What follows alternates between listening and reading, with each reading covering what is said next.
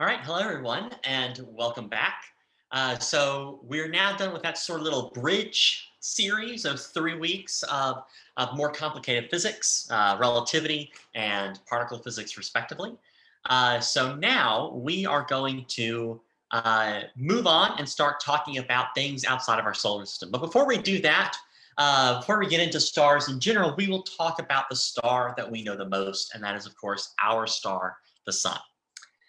Tonight's quote is the beginning of a very beautiful poem. I encourage you to go check it out.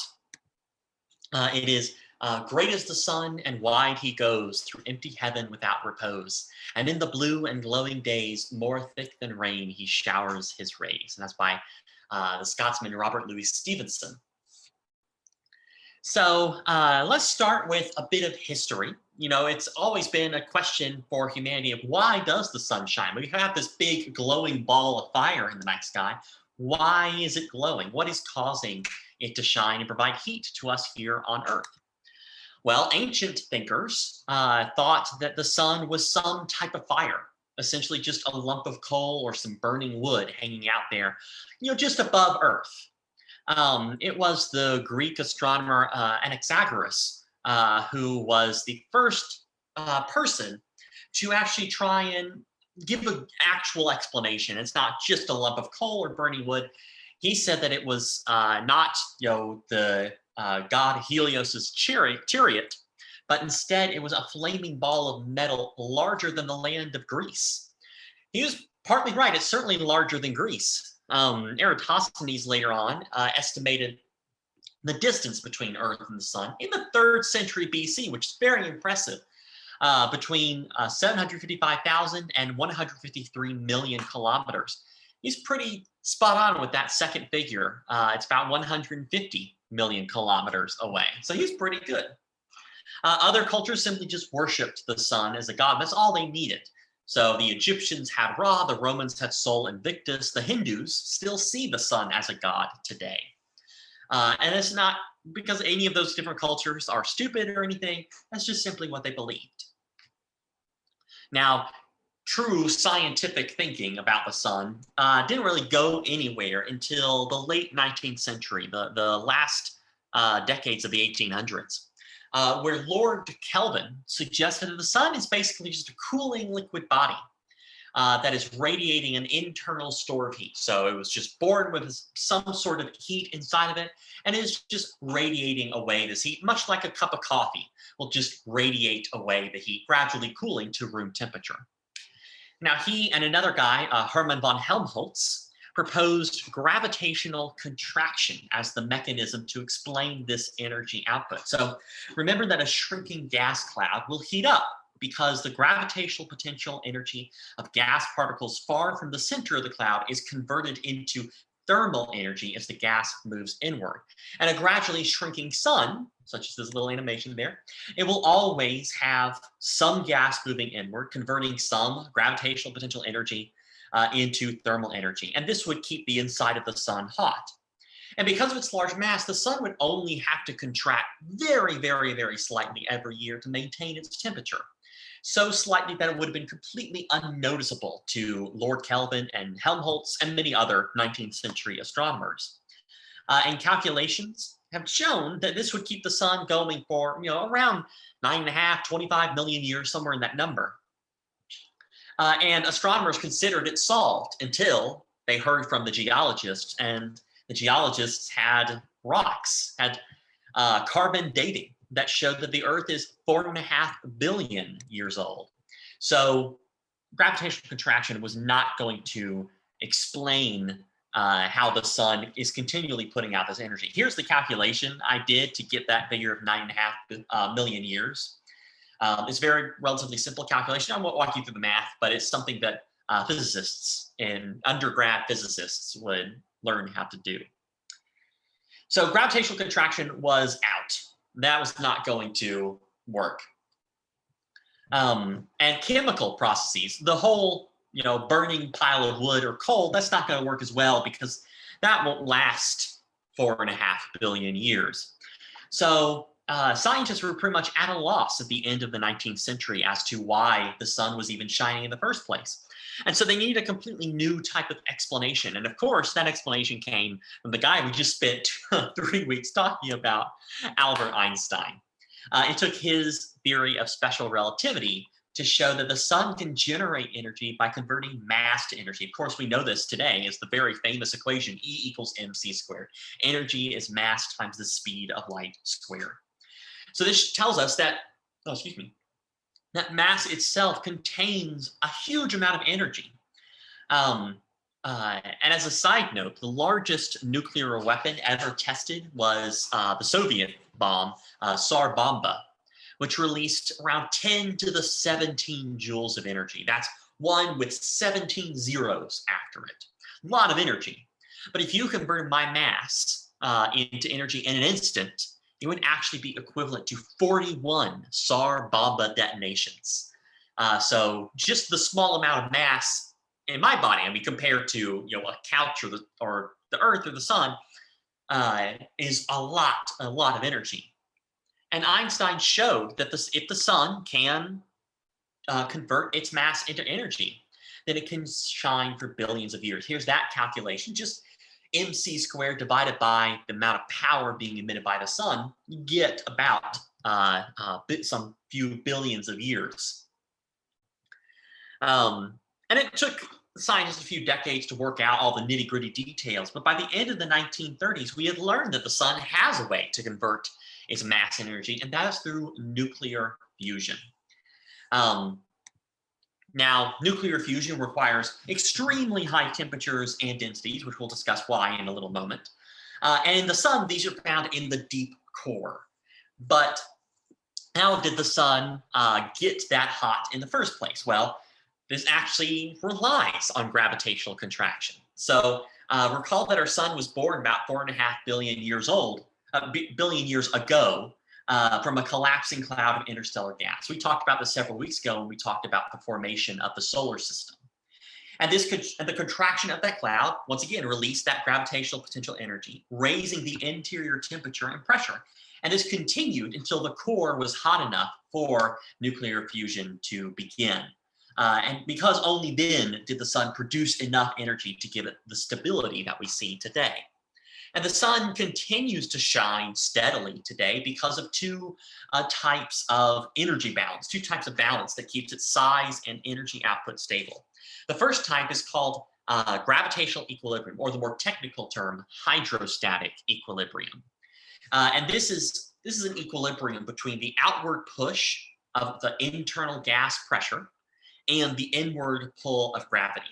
So the sun's internal pressure precisely balances gravity trying to crush it down. So the sun is generating a lot of energy, a lot of the gas is moving very fast inside the interior of the sun, exerting the pressure outwards. But gravity wants to contract the sun, wants to keep it all, in that one place. And so those two things are going to equally balance each other. As long as it keeps doing this, we'll have the sun for the next 5 billion years.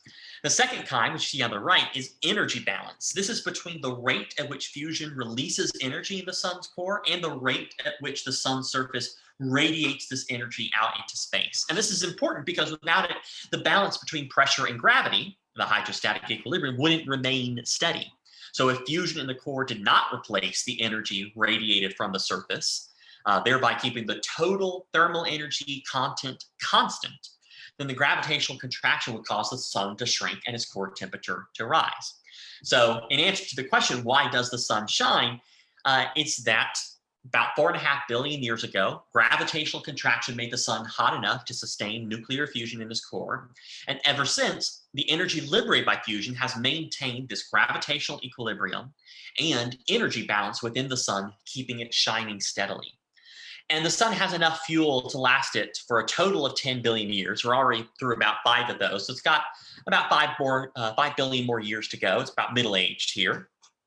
And once it exhausts its fuel, gravitational contraction will take over again. And we'll cover what happens to the sun once it runs out of its fuel in later weeks, where we talk about the evolution of stars in general. So these two processes are very, very important for the sun, and they sort of regulate the sun. And we'll talk about how they regulate the sun in just a bit. But before we do that, let's talk about some basic properties and then go on a tour into the middle of the sun. So the sun is basically a big, giant ball of incandescent plasma. Remember, this is a gas that is so ionized that it's got free roaming electrons and positively charged ions in it. So here's a table of the basic properties of the sun. It's pretty big, about just under 700,000 kilometers in radius. It's fairly massive, 2 times 10 to the 30 kilograms. Its luminosity is a very important number, is almost 4 times 10 to the 26 watts. This is the luminosity you think of as the power. It's the rate at which energy is released. And the standard unit is the watt, which is a joule per second. So for example, a 100-watt light bulb requires 100 joules of energy for every second it's turned on. And the sun's total power output, which we just call the luminosity, is 3.8 times 10 to the 26 watts. So if you could somehow capture and store just 1 second's worth of the sun's luminosity, it'll be enough to meet humanity's current energy needs for the next 500,000 years. So the sun emits a lot of energy. We know its composition as well from spectroscopy. We know it's about 70% hydrogen, 28% helium, and 2% metals. Remember, astronomers call anything that isn't hydrogen or helium a metal. So literally 2% everything else. It has a differential rotation rate where its equator actually rotates faster than its poles. And that will come into play towards the end when we talk about the sunspot cycle, where it only takes about 25 days to complete a rotation at the equator, but 30 days to complete a rotation at the poles. On average, its surface temperature is about 5,800 Kelvin, although in the sunspots, it is noticeably cooler, just 4,000 Kelvin, but its core temperature is a scorching 15 million Kelvin. And that is the precise amount needed to do nuclear fusion in the core. Here's how we know about the sun's composition. Once again, through spectroscopy. This is the sun's solar spectrum, where all of the dark spots are absorption lines caused by some element in the sun absorbing that particular wavelength of light. I don't know every single band here, what every single band corresponds to. I know that the dark black spot in the red, that is the strongest line of ionized hydrogen, H alpha. I think these two nearby dark bands in the yellow are sodium, though don't quote me on that. Down here in the blue, one of these is hydrogen beta, and then hydrogen gamma all the way down. I don't know what any of the ones in the green are. Remember, astronomers don't look at spectra like this usually. We see it usually in graphs, or we're able to label a graph. But we can accurately deduce what the composition of the sun is.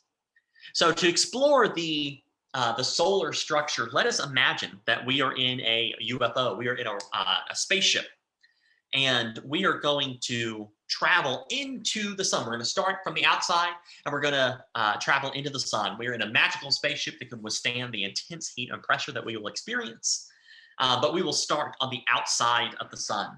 Out here with the planets, really, because even at great distances from the sun, we can feel the effects of the solar wind. We've talked about the solar wind before. Remember, this is the stream of charged particles that is continually blown outwards in all directions from the sun. And this, remember, helps shapes the magnetospheres of all the planets, if the planet has a magnetosphere, that is, and pushes a comet's tail away from the sun. It's caused by the solar wind.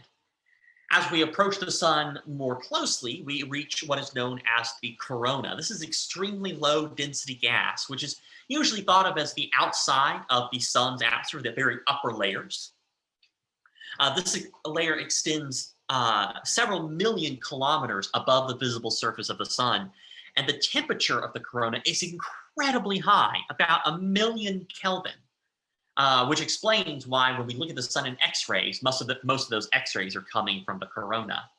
However, The corona is so incredibly sparse, it is not dense at all, that even though it is at 1,000,000 Kelvin, we won't actually feel that heat. Um, Here's actually some video of the solar wind.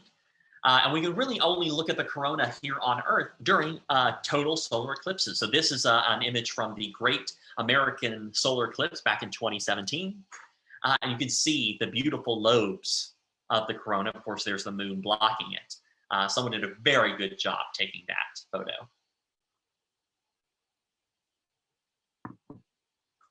Now, near the surface, the temperature will suddenly drop to about 10,000 Kelvin in the chromosphere, which is the middle layer of the solar atmosphere and the region that emits most of the sun's UV light. We usually see this as red because it's caused by the emission of ionized hydrogen, that H alpha, that nice deep red color. It's only about 4,000 kilometers deep.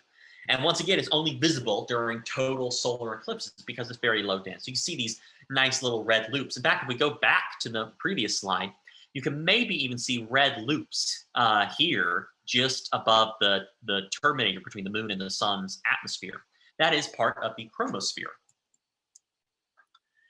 Then, beyond the plunging deeper through the chromosphere, we reach the photosphere. This is the lowest layer of the atmosphere, and this is the visible surface of the sun. So if you were to look up at the sun, which, as I always implore you to please not do that, this is what you would see. The temperature, like I said before, is about 5,800 Kelvin, and it seethes and churns like a pot of boiling water. And this is the photosphere is also where we will see the sunspots. You can see a few of them here, these darker spots on the surface. And these are regions of intense magnetic fields, which would cause our spaceship's compass to swing wildly. As we go through the photosphere and finally into the interior, up until this point, we could easily look back and see the Earth and all the planets. But now that we're through the photosphere, we won't see that. We'll just see a swath of light behind us. The first part that we'll enter is called the convective zone, which you can see here. This is where energy that's generated in the solar core travels upwards in columns of rising hot gas, which are called the process called convection, just like a pot of boiling water where hot water rises, cools, and then sinks to the bottom again. Same thing is happening in the sun in this convective zone only. The photosphere is on top of us, and the convection is the cause of the seething, churning nature of the photosphere. We're actually, when we look at the photosphere, we are actually seeing the tops of those convective cells. I'll show you a little movie of this in a few minutes. About a third of the way down to the center, the turbulence of the convection zone will give away to the calmer region called the radiated zone, where energy will move outward, not through convective cells, not through rising hot gas pockets, but instead through just the photons of light.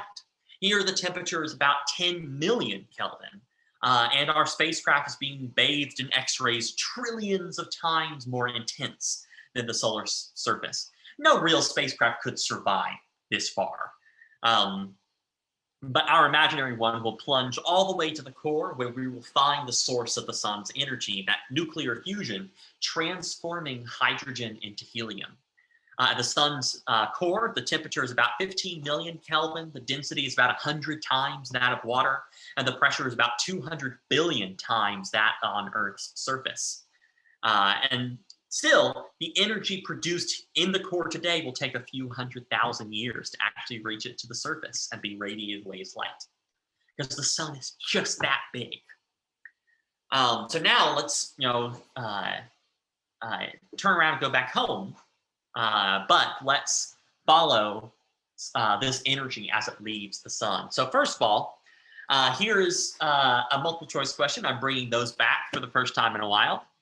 So like before, I'll read the question out and then pause the video, think about your answer, and come back. I'll reveal the correct answer. So which of these layers of the sun is the coolest? And here I mean temperature, not like, the most rad or whatever.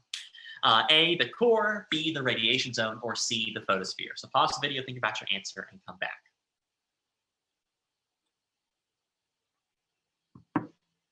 The correct answer is the photosphere. It only gets hotter as we go in towards the core. So the outermost layer of these three is the photosphere, which is the coolest. So to talk about nuclear fusion, first of all, this is not nuclear fission. That's what we do in our nuclear reactors here on Earth, where we are breaking up large particles like uranium, like plutonium, into smaller particles, releasing energy. Fusion is the building up of particles, smashing particles together and releasing energy that way. Fusion occurs within the sun because of that 15 million Kelvin plasma in the solar core, and it's essentially just a soup of hot gas full of positively charged atomic nuclei whizzing about at very high speeds. Now, at any one particular moment, some of these particles will be on collision courses with each other, but in most cases, their electric charges will cause them to repel from each other. Remember, like charges repel, opposite charges attract. So we've essentially got two protons, which are both positively charged, coming together, and the electromagnetic force is instead going to cause them to not come near each other. But remember, we talked about this last week, of that notion of quantum tunneling, where we've got this force is trying to push them together, but because we can't know the exact location of a proton, there is a small possibility that the proton is not here battling the electromagnetic force, but instead here being attracted by that strong nuclear force, which is able to overpower the electromagnetic force at very short distances. So that will cause these two hydrogen nuclei, the two protons, to fuse then into helium. This high temperature is important because the nuclei must collide at very high speeds if they're going to come close enough to allow quantum tunneling to take effect and actually fuse. And the higher the temperature, the more energetic the collisions, making fusion reactions way more likely.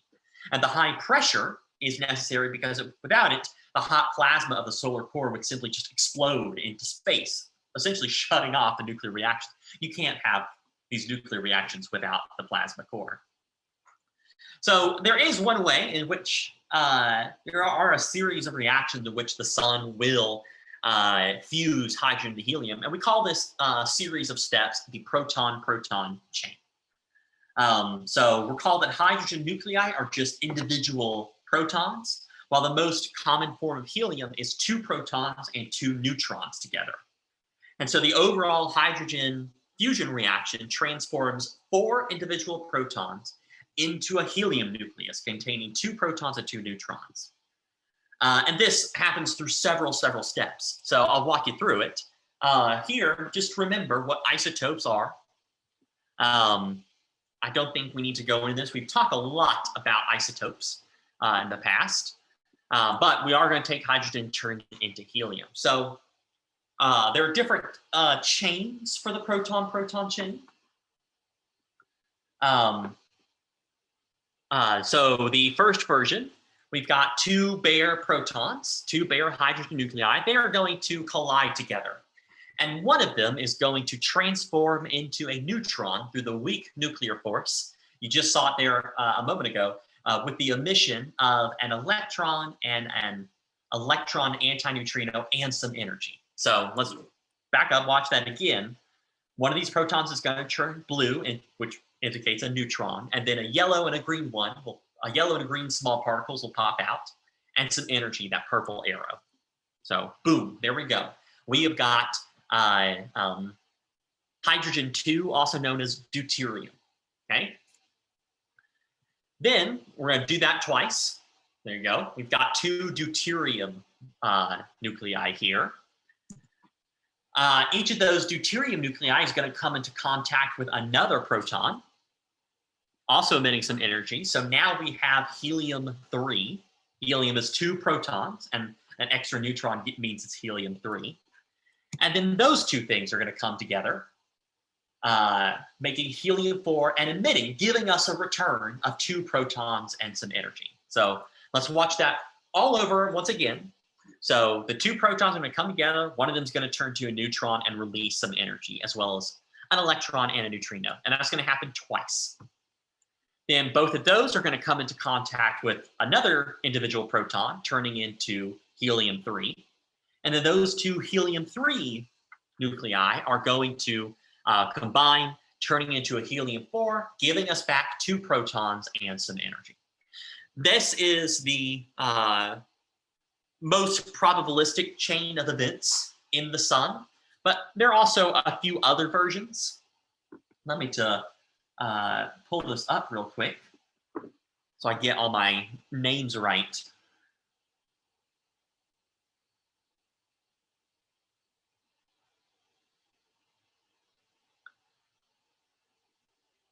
So this version 2 starts off the same way as version 1. So 2 hydrogen nuclei are going to come together, make deuterium, hydrogen 2. Then we're going to form helium-3. Then, assuming that the first version of this proton-proton chain has already happened, there should be actually some helium-4 nuclei just hanging around. So if helium-4 happens to meet helium-3, we're actually going to make a bigger nucleus called beryllium-7. If that beryllium-7 gets hit by an electron, then it's going to turn into lithium-7 through a weak nuclear reaction. And then if that lithium-7 gets hit by another proton, then that is an unstable molecule, beryllium-8, I believe. That's unstable, and the beryllium-8 will split into 2 helium nuclei with some energy. So this is a kind of a weird chain, relying on the fact that we've already created some helium-4, and then building up heavier molecules, heavier nuclei until one of them is unstable to split into 2 new helium-4 nuclei. A third version, this second version only happens very infrequently. Let's see. This only happens about 17% of the time. So hit by an electron, unstable, makes 2 helium-4 nuclei. Version 3, which only happens about 0.02% of the time, still goes through the same steps. 2 hydrogen make a hydrogen-2 or a deuterium nucleus. Then that makes that makes helium-3. Then we're going to also, once again, use a helium-4 to make beryllium-7. Instead of getting hit by an electron, this time we're going to hit by a proton to make boron-8. But boron-8 is slightly unstable. So one of those protons is going to turn into a neutron and become a beryllium-8. And then beryllium-8 will break up into 2 helium-4 nuclei. So here's all the fun reactions there for you to look at. Most often, we just stick with the first block over there on the right. The thing about this is that the fusion of hydrogen to helium generates energy because a helium nucleus has a mass that is 0.7% less than the combined mass of 4 hydrogen nuclei. So if you add up the masses of 4 protons and compare it to the mass of a helium nucleus, a helium-4 nucleus, the 4 protons actually weighs more. So some energy had to be lost. And although that's a very, very small fraction, 0.7%, because the sun is full of just chock full of hydrogen, this builds up. And so we can calculate how much hydrogen is converted into helium in each second of the sun. And we get that it's about 4 million tons of matter is turned into energy every second.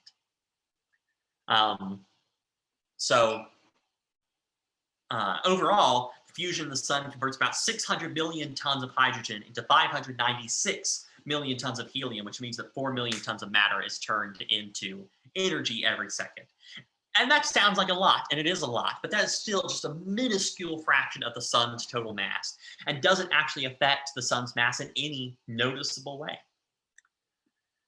Now note, before we note anything, let's answer this question. So at the center of the sun, fusion converts hydrogen into A, plasma, B, radiation and elements like carbon and nitrogen, or C, helium, energy, and neutrinos. So think about your answer and come back.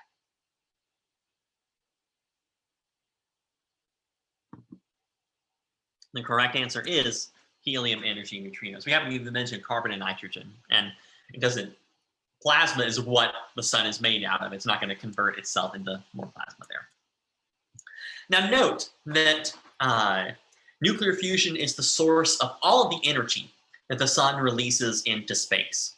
So if the fusion rate varied, so would the sun's energy output, and large variations in the sun's luminosity would most definitely be horrible for us here on Earth. But fortunately, the sun does all this at a very steady rate, and actually leads to a natural feedback process that acts as sort of a thermostat for the sun's internal temperature. So suppose the sun's core temperature rose very slightly. Well, that would cause reactions to happen faster because the reactions have a slight dependence on temperature. So more reactions would happen. Because everything's moving around faster, that would increase the core pressure, which would cause the core to expand and cool down, thereby restoring the fusion rate to normal. Similarly, if the core, for whatever reason, had a slight drop in temperature, this would slow the reaction rate in the sun's core, which would lower the amount of pressure that's pushing outwards, which would then cause the sun's core to contract, heating it up, and thus restoring the fusion rate to normal. So all of this, it's this natural thermostat that the sun has. And so any erratic changes will be prevented, but this will also ensure that the fusion rate slowly rises over billions of years. And this explained one of those facts that we talked about when we talked about climate change, when we talked about Earth's atmosphere, that the sun is gradually brightening with time. And that's because the total number of independent particles in the solar core will gradually decrease with time, because we're taking 4 hydrogen nuclei and converting it into 1 helium nucleus. So we're losing some number of particles. And this gradual reduction in the number of particles will cause the sun's core to shrink. And that slow shrinkage, in turn, will gradually increase the core temperature and the fusion rate, keeping the core pressure high enough to counteract that compression of gravity. And theoretical models have already shown that the sun has already brightened by about 30% since it was first formed 4.5 billion years ago. So now that we've created this energy in the core, how does this energy get out? Well, most of the energy released by fusion in the core starts its journey outwards in the form of protons. But the photons, despite traveling at the speed of light, they could be absorbed and re-emitted by the particles they meet on the way. So their path isn't actually a straight line outwards from the core. It's more of this random walk. This is called radiative diffusion. So it will actually take 30,000 years on average for a photon to random walk from the center to the surface of the sun, because it keeps getting absorbed and maybe re-emitted in the opposite direction by the particles that it meets along the way. Now, this only occurs in the radiative zone, where the conditions are proper for photons to be able to just travel outward slowly. But at the top of the radiative zone, here, the opacity of the material has increased. The solar plasma is going to absorb photons more readily. So it's not at all efficient for a photon just random walk through the convective zone. Instead, huge chunks of plasma will start to heat up and rise, creating convective cells. When we look at the photosphere, we see these convective cells. This is a very high resolution image of the surface of the sun from the Inouye Solar Telescope, where, for example, this convective cell is about the size of the state of Texas. We can actually watch the convective cells move. You would see this if you've ever looked at a pot of boiling water. It's doing the exact same thing, where this is actually the surface bubbling. We see these bright blobs. The bright centers is where hot gas is rising, and the dark edges is where the cooler gas is sinking back down towards the center of the sun, towards the bottom of the convective zone. So to summarize, the energy produced by fusion in the sun's core works its way slowly through the radiation zone through random bounces of photons, and then gets carried upward by convection in the convection zone. The photosphere lies at the top of the convection zone and marks the place where the density of the gas has become low enough that photons can actually escape and then go out into space. The energy produced hundreds of thousands of years earlier in the solar core finally emerges through the photosphere as thermal radiation, produced by the roughly 6,000 Kelvin gas of the photosphere. And then once in space, those photons will travel away the speed of light, bathing, of course, the Earth and all the other planets in sunlight. So how do we know what's happening in the sun? How do we know all of this stuff is happening? Well, the primary way is there are equations that explain and govern hydrostatic equilibrium and energy balance. And we plug this into our computers and create mathematical models, and everything predicts things quite well. One of those models is known as MESA. I've used MESA in my stellar physics class. It sucks. You don't want to be using MESA. But there are more experimental ways. So there is something known as helioseismology, where we actually can measure these small Doppler shifts in the light coming from sun as the sun vibrates, as it has solar quakes and whatnot. That actually tells us what's happening on the interior, similar to how seismology tells us what's going on in the Earth's interior. And we can also detect solar neutrinos, because neutrinos are produced in every single one of those reactions that the sun does in its core. And those we don't have to wait thousands of years for them to leave the sun, because they just travel straight through matter. They can go through, as I've said before, a light year of lead and not hit a single lead atom. But by measuring those few neutrinos that do hit those atoms in detectors here on Earth, we can actually prove that those reactions are happening and experimentally verify our calculations like that. Now, when it comes to solar activity, there are many different kinds of activity that happen on the surface of the sun. Sunspots are probably the most striking features. These are these cooler, darker spots on the surface. However, they're not horribly cold. It's still 4,000 Kelvin, but it's cooler compared to the nearly 6,000 Kelvin plasma around them. So here are a very active region 1520 on July 7th, 2012. These sunspots can often be bigger or as big as the planets, often bigger than Earth, sometimes bigger than Jupiter. These are very, very huge places. But what are sunspots? If there's so much cooler in the surroundings, then the hot gas should want to go into the sunspots. What's keeping them being so cold compared to the surrounding plasma? Well, it appears that sunspots are created when the sun's magnetic field lines are jutting straight outwards from the sun. And this actually prevents the hot plasma from entering the sunspot. This also suppresses the convection within that sunspot, which prevents hotter plasma from below or from the sides from entering. We know this happens because of something called the Zeeman effect. You can see an example of that. The Zeeman effect is the observation that magnetic fields will split a spectral line into multiple lines. So here you can see outside a sunspot, we see a single spectral line. Inside the sunspot, it's split into 3 lines. So we know that magnetic fields are playing a role with sunspots.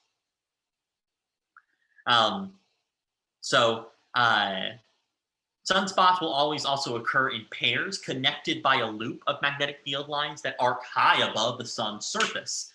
And gas in the sun's chromosphere and corona will then be trapped in these giant magnetic loops. And they'll be known as solar prominences. And they can rise to heights of more than 100,000 kilometers above the sun's surface and can last for days to weeks. So here's a video from NASA showing some of this solar activity.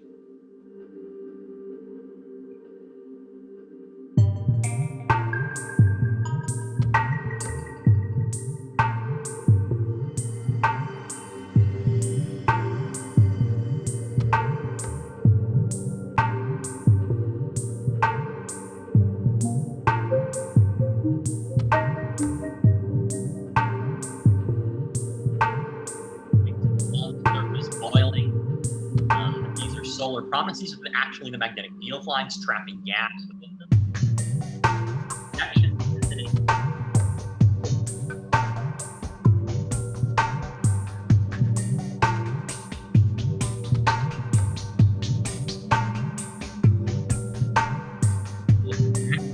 These are probably all sunspots. That's really it. All the magnetic field lines.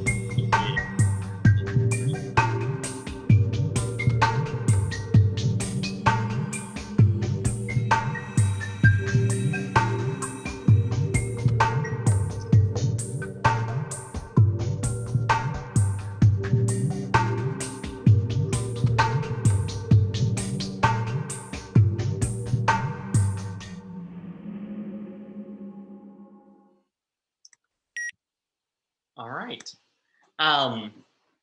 These magnetic fields, you saw a few examples of that in that little video there. These magnetic fields will sometimes undergo these dramatic and sudden changes, producing these short-lived but very intense solar storms. The most dramatic of these events are called solar flares, where it's emitting a huge burst of UV and X-ray light along with some charged particles. The top right, I believe this is a quick little movie of a solar flare back in 2011, where just boom, all of that plasma has been shot out and then rained back down onto the surface of the sun. There's also very dangerous things called coronal mass ejections, where it's emitting a huge number of highly energetic charged particles from the sun's corona. And if they're aimed at Earth, then they could reach Earth in a couple of days and actually cause a geomagnetic storm. So here's a little GIF or movie of one of these CMEs, coronal mass ejections. Play that again.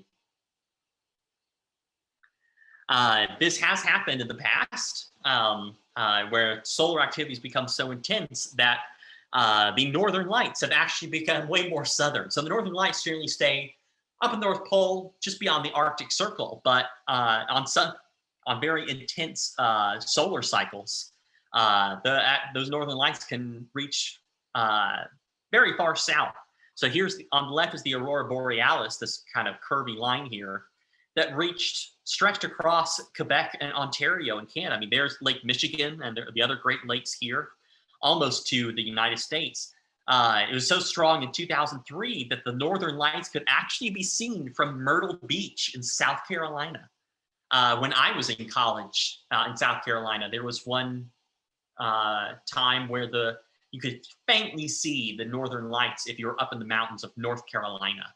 I didn't go and see it because it's very late at night, but it does happen occasionally. And this solar activity does, oddly enough, vary with time. The most notable pattern is the sunspot cycle, where the number of sunspots on the sun rises and falls. And for whatever reason, the frequency of all those prominences, the flares, the coronal mass ejections, they also follow the sunspot cycle. So here you can see records of 400 years going all the way back to 1600, where you can see peaks and dips in the solar cycle. There's a very big dip from about 1645 to 1715 called the Maunder minimum, where very few sunspots were seen on the sun.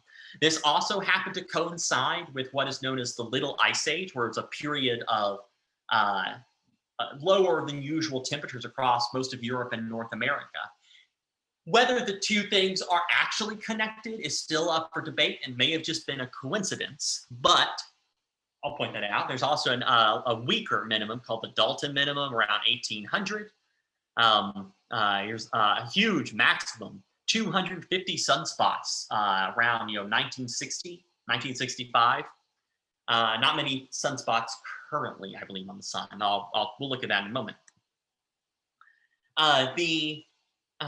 This sunspot cycle varies every 11 years. It's an 11-year cycle, where this butterfly diagram shows how the latitudes at which the sunspot groups appear to tend to shift during a single sunspot cycle. So, for example, if we look at, say, this one for 1990, at the beginning of the sunspot cycle, sunspots tend to be at the mid-latitudes, 30 or 40 degrees north or south. But as the cycle progresses in time, all the sunspots tend to move towards the equator. And then it ends, and then then the sunspots reappear at the mid-latitudes again.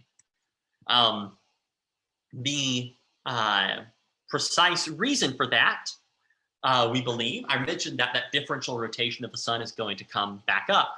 That's because you can imagine that at the beginning of the sunspot cycle, all of the magnetic field lines are running nicely parallel to each other, going through the sun. But because the sun rotates faster near its equator than at its poles, the magnetic field lines will bend ahead, will be warped ahead at the equator. And over time, these field lines will be more and more twisted with time, and the sunspots will form when those twisted lines loop above the sun's surface. We do see sunspots on other stars. We call those star spots. A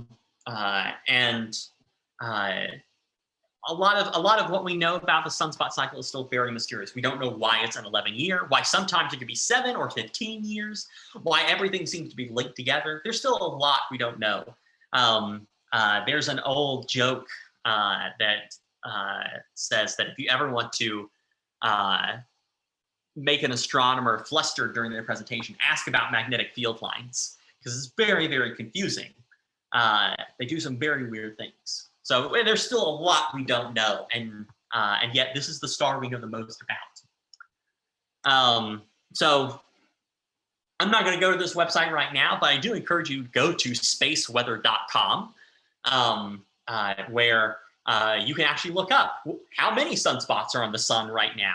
Where is the northern lights? How far south are the northern lights? You can look up all the stuff on spaceweather.com. It's a very cool site. I should definitely encourage you to check it out, and I will put the link to it in the description as well here. But that is it for the sun. Next week, we will talk about, we'll start to talk about stars in general before getting into the lifetimes of those stars. So with that, I will see you all next week. And as always, let me know if you have any questions, problems, concerns. Like, comment, and subscribe. And I will see you next week. Have a good night.